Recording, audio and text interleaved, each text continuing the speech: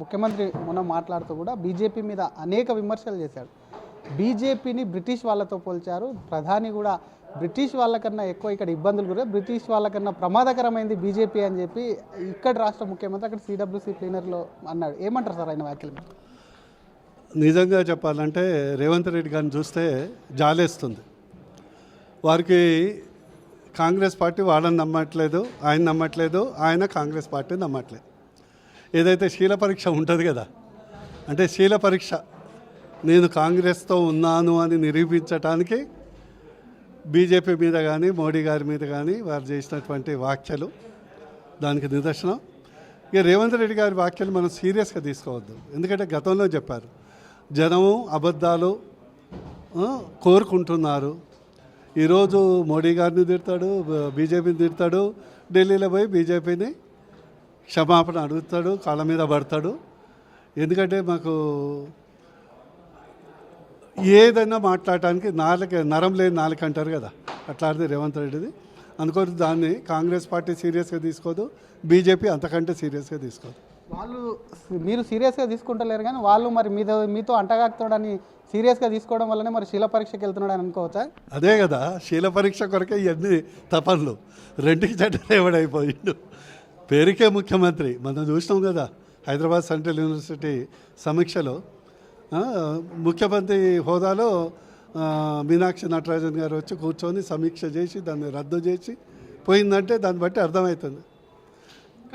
వాళ్ళు చెప్పేది ఏంది, ఎక్కడ కూడా ఆమె సమీక్ష చేయడానికి రాలేదు, జస్ట్ కలవడానికి వచ్చేది. అధికారులు అందరూ కలిసి టీ తాగుతారు కాదు, మీనాక్షి నటరాజన్ ఎక్కడ కూడా సమీక్ష చేయలేదు అని చెప్పుకునేటువంటి ప్రయత్నం కూడా చేశారు, చెప్పారు కూడా. కాంగ్రెస్ పార్టీ మీటింగ్లో సోనియా గాంధీ కూర్చుంటే ఎట్లా ఉంటుందో మీనాక్షి ఇక్కడ కూర్చుంటే అంతే విలువ ఉంటుంది. మీరు అర్థం చేసుకోండి, మీకు తెలిసిందే కదా, చెప్పాల్సిన అవసరం లేదు, సమీక్ష అవసరం లేదు. ఆమె కూర్చోటమే ఒక అధికారికంగా సమీక్ష అధికారులతో పాటు కూర్చోటమే ఒక ఇండికేషన్. ఈరోజు పరిపాలన అనేది రాహుల్ గాంధీ ఢిల్లీ నుంచి చేస్తుండు, కేవలం ఇక్కడ రేవంత్ రెడ్డి గారు కీలుబొమ్మనే అనే నిదర్శనం ఇవ్వటానికి, ప్రజలకు ఒక సంకేతం ఇవ్వటానికి. ఏదైతే ఇదివరకు మీరు చూశారు కదా, మన్మోహన్ సింగ్ ఓ చట్టం చేస్తే రాహుల్ గాంధీ పబ్లిక్గా దాన్ని చింపేసిండు. దాన్నే ఈరోజు రేవంత్ రెడ్డి గారి యొక్క జీవోలను పబ్లిక్గా చింపేసేటట్లు చేసినటువంటి ఒక సందేశమే ఆమె సమీక్షలో కూర్చోవటం. అంటే కేవలం కీలుబొమ్మల మన్మోహన్ లాగా 10 ఏళ్ళు అంటే దాదాపు ఇంకో 3.5 సంవత్సరాలు ఉంది, అంతవరకు ఉంటారా? ఏమైనా మార్చే ఆలోచన కూడా ఉందని అనుకుంటున్నారు? మాకు తెలుగులో సామెత ఉంది, ఆరిపోయే దీపానికి వెలుగు ఎక్కువ అన్నట్టు. ఈరోజు రేవంత్ రెడ్డి గారు ఏంటంటే ముందు నొయ్యి వెనుక గొయ్యి. పేరుకు ముఖ్యమంత్రి, పవర్ మాత్రం ఢిల్లీలో, మంత్రులు ఎవరు వినట్లేదు. ఉంటాడో తీస్తారో అనేది సందేహం. బీజేపీ భయం లేకుంటే ఎప్పుడో తీసేవాళ్ళు. ఈరోజు తెలంగాణలో బీజేపీ గవర్నమెంట్ పడిపోతే బీజేపీ అధికారంలో వస్తుంది, ఉన్నది ఒక్క గవర్నమెంట్ పోతుంది, అంతో ఇంతో నెలకొచ్చే సంచులు బంద్ అయితే అనే ఒక భయంతో అధిష్టానం కూడా అట్లా అంటి ముట్టనట్టు టామ్ అండ్ జెర్రీ ఉంది కదా, వాళ్ళిద్దరి మధ్యలో రిలేషన్ టామ్ అండ్ జెర్రీ. ఎట్లా భయం సార్? ఎమ్మెల్యే అందరం తీసుకొని మీ పార్టీకి వచ్చి ఆయన సీఎం కుర్చీలో మళ్ళీ కూర్చుంటారని భయమా? బీజేపీ అలయన్స్ అయ్యి ప్రభుత్వాన్ని ఏర్పాటు చేస్తారనే భయమా? మళ్ళీ ఎలక్షన్ వచ్చి బీజేపీ గెలుస్తారన్న ఏ భయం సార్?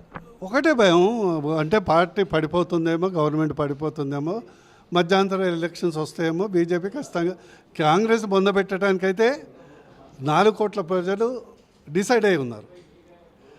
కాంగ్రెస్లో ఉన్న పెద్దలు కేవలం దీపం ఉండగానే ఇల్లు చక్కదిద్దుకోవాలని దోచుకోవటానికే ప్రణాళిక, ఇంక్లూడింగ్ హైదరాబాద్ సెంట్రల్ యూనివర్సిటీ కూడా ఇవన్నీ బోగస్, కేవలం దోచుకోవటానికి ఒక ప్రణాళిక.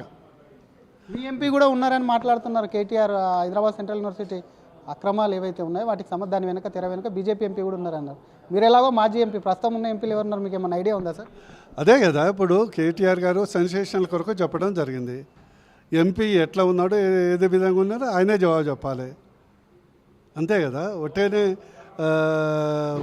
ప్రకటనలు చేసి ఆ రోజు హెడ్డింగ్ బ్రేకింగ్ న్యూస్ సరిపోతే అదేమవుతుంది, అది ఒకటి మధ్య సెన్సేషనల్ ఐటమ్ సాంగ్ అయింది కదా, అది సర్ప్రైజ్ అవుతుంది.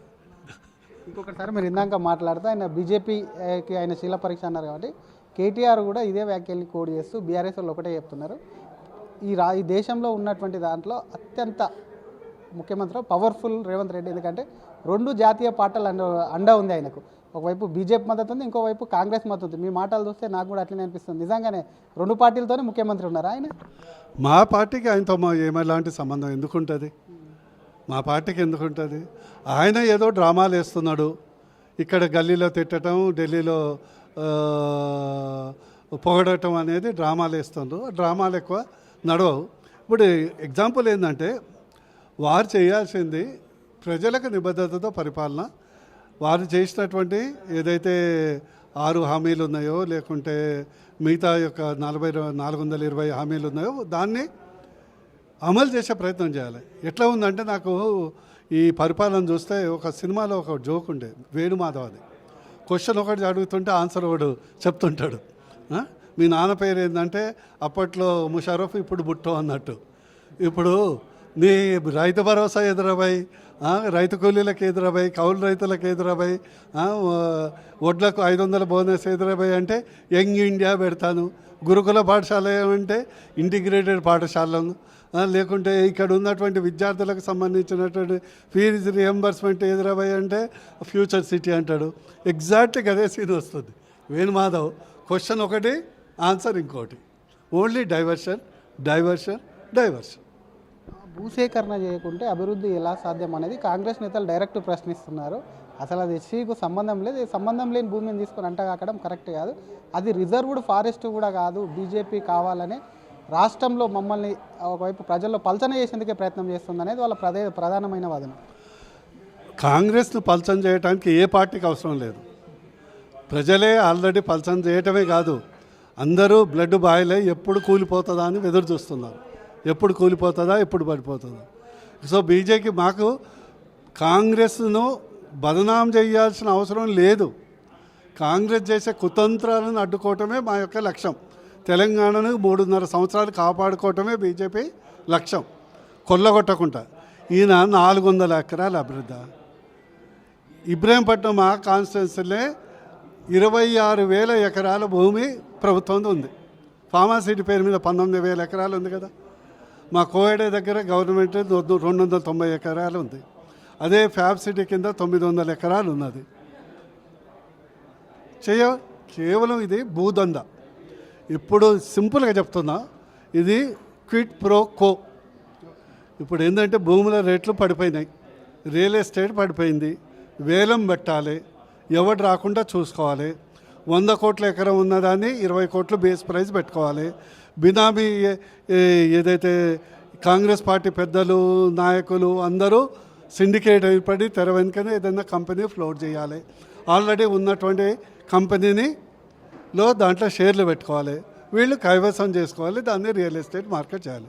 సెకండు, గతంలో జరిగిన తప్పిదం ఏంటంటే, గతంలోనే అప్పుడు హైదరాబాద్ సెంట్రల్ యూనివర్సిటీ కొరకు ల్యాండ్ అనేది ఈ ఇంక్లూడింగ్ 400 ఎకర్స్ ఇవ్వటం జరిగింది.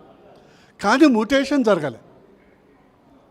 చాలా సందర్భాలు ఏమవుతుందంటే, మ్యూటేషను హైదరాబాద్ సెంట్రల్ యూనివర్సిటీ పేరు మీద జరిగింది. గ్రామాల్లో కూడా చాలా సందర్భాలు అవుతుంది. చాలా వెంచర్లు చేసినా కూడా పానీలో మ్యూటేషన్ కాకుంటే ఓనర్ పేరే ఉంటుంది.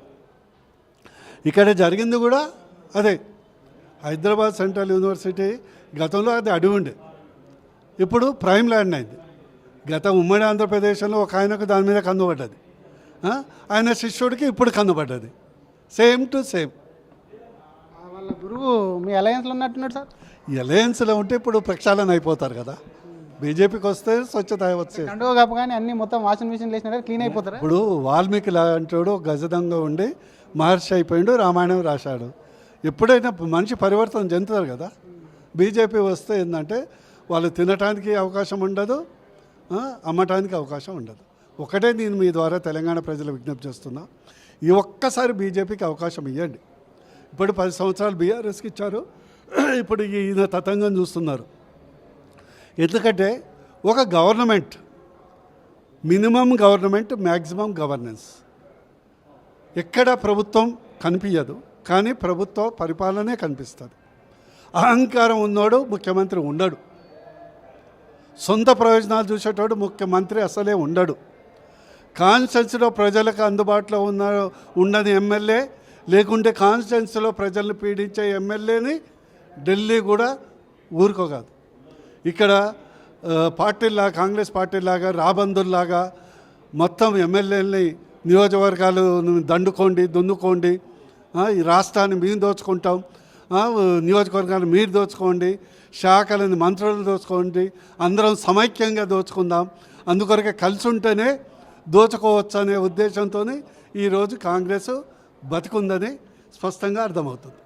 Thank you sir. ఇది ఒకవైపు రేవంత్ రెడ్డి మాటల్ని అంతగా పట్టించుకోవాల్సినటువంటి అవసరం లేదు. ఎస్సీయూ భూములకు సంబంధించి అందులో క్విడ్ ప్రో జరుగుతుంది. ఆ క్విడ్ ప్రో ద్వారా కూడా ఒకవైపు ఆయన బినామీలకే ఆ భూమిని కట్టబెట్టేందుకు ప్రయత్నం చేస్తున్నారు. కేటీఆర్ వ్యాఖ్యల్ని కూడా ఒకవైపు సీరియస్గా తీసుకోవాల్సినటువంటి అవసరం లేదు. ఆయన కూడా సెన్సేషనల్ కోసమే మాట్లాడుతున్నారు. కాబట్టి ఇదంతా ఒక డ్రామా అని చెప్పి ముఖ్యమంత్రిగా రేవంత్ రెడ్డికి ఇంకా ఎక్కువ కాలం ఉండడు అని మాజీ ఎంపీ బూర నర్సగౌడ్ సార్ అంటున్నారు. ప్రపంచంలో ఏ మూల ఏ క్షణం ఏం జరుగుతుందో వేగంగా తెలుసుకోవడానికి తొలి వెలుగు వాట్సాప్ ఛానల్ని ఫాలో చేయండి.